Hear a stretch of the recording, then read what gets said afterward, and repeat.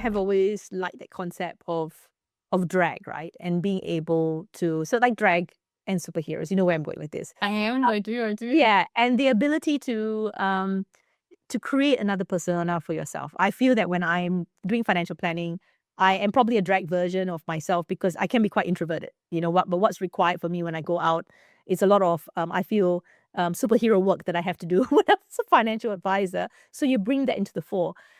Your book talks about creating your money alter ego, creating you as a money superhero, and that in itself as a thought is so powerful about creating this version of you that you want to be. And I don't think I've come across it being reflected that way in finance books. Again, could be wrong, but just that for my for my mini research that I've done with a few books, I really enjoyed from that concept. How do you feel? Obviously, it's something that you thought was important, but it's amazing.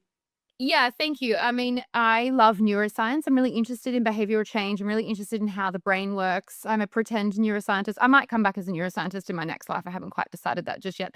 Um, and so when I was learning about, this concept of parts theory, and when I was looking at this research that basically said for children, when they were asked to do a task as themselves, how did they go versus as someone else versus a superhero, specifically, Batman, what the different outcomes were. And I thought, this is a child-based, set of research. But are we really that different? I was like, we absolutely are not. And if you look at, some of the work that the likes of James Clear has done in terms of setting your identity and being the identity before you sort of look at the goal, I was like, God, if I spend a lot of time talking about this concept of money monsters and inner saboteurs with money and, creating a persona and some distance between who that little kind of devil is on our shoulder and creating, a version of them so we can kind of create distance between us and that intrusive thought that says buy all the crap that we don't need. But then simultaneously, it's like, well, who are we going to step into and who do we want to be with money and how do we want to show up?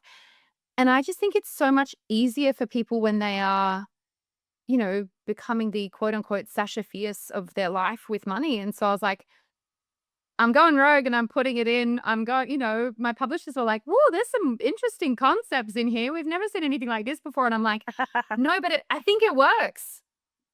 It works. It works because I'm like, yeah, why? Why are we not talking about money this way with alter egos when we have seen it in other contexts, when we are trying to pull in the courage and bravery in ourselves of who we want to be, like all the elements that we think of, all our failings, that's all going to go away. So I would say to our listeners as well, get the book. It explains, how someone can actually find um, their superhero in the money sense, their alter ego, and with being able to craft your identity and where you want to be. It's so powerful. And of course, there are, the tips there of how to also get started from a practical sense.